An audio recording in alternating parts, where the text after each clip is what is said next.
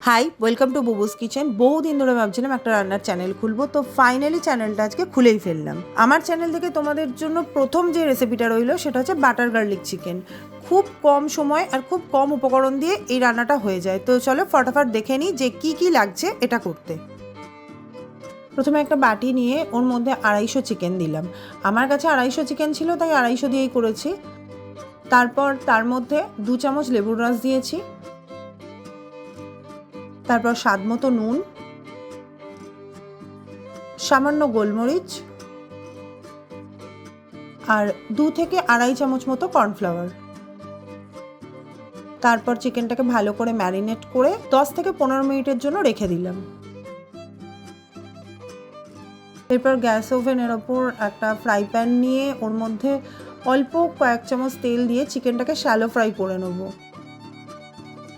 খুব বেশি ফ্রাই করলে চিকেনটা শক্ত হয়ে যেতে পারে, তো মোটামুটিভাবে ফ্রাই করবে যাতে চিকেনটা শক্ত না হয়ে যায়।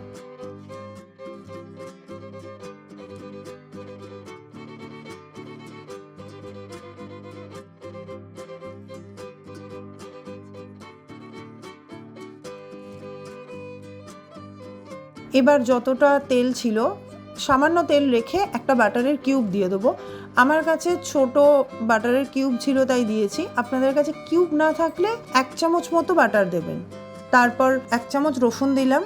1 চামচ রসুন কুচি দিয়ে সেটাকে ভালো করে একটু ফ্রাই করে নিলাম, যাতে খুব ফ্রাই না হয়ে যায়, তাহলে তেতো হয়ে যাবে রসুনটা। তারপর ওতে 2 চামচ ময়দা দিলাম, আর ময়দার কাঁচা গন্ধটা চলে যাওয়া পর্যন্ত ময়দাটাকে হালকা একটু নাড়াচাড়া করে নিয়ে তাতে চিকেন স্টক দিয়ে দিলাম। আমার কাছে চিকেন স্টক ছিল, দিয়েছি। আপনাদের কাছে যদি চিকেন স্টক নাও থাকে তাহলে নর্মাল জল দিতে পারেন। এরপর এর মধ্যে একটু অরিগানো আর চিলি ফ্লেক্স ছড়িয়ে দিলাম, দিয়ে গ্রেভিটার মধ্যে সামান্য নুন দিলাম, দিয়ে চিকেনগুলোকে, যে ফ্রাই করে রাখা চিকেনগুলোকে দিয়ে দিলাম। এবার একটু নাড়াচাড়া করে চিকেনটা খানিকক্ষণ ফুটতে দেবো। আর চিকেনের মধ্যে যেহেতু আমি অলরেডি কর্নফ্লাওয়ার দিয়েই চিকেনটাকে ভেজেছিলাম, তো ওই জন্য চিকেনটা যখন ওর মধ্যে দেবো তখন ওটা অটোমেটিক্যালি পরে গ্রেভি হয়ে যাবে।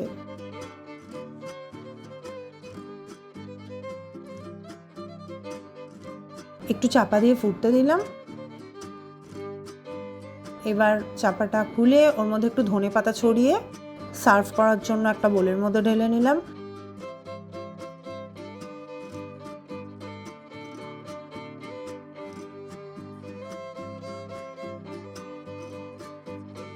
আর আমি এর ওপরে সামান্য লেবুর রস দিয়েছি, কারণ আমার একটু টক টক স্বাদটা ভালো লাগে। আর আপনারা যদি মনে করেন সেটা দেবেন না তো বাদ দিতে পারেন। তো হাজব্যান্ড তো বললো ভালোই হয়েছে, এবার আপনারাও বানিয়ে দেখুন। দেখার পর কেমন হয়েছে অবশ্যই কমেন্টে জানাবেন।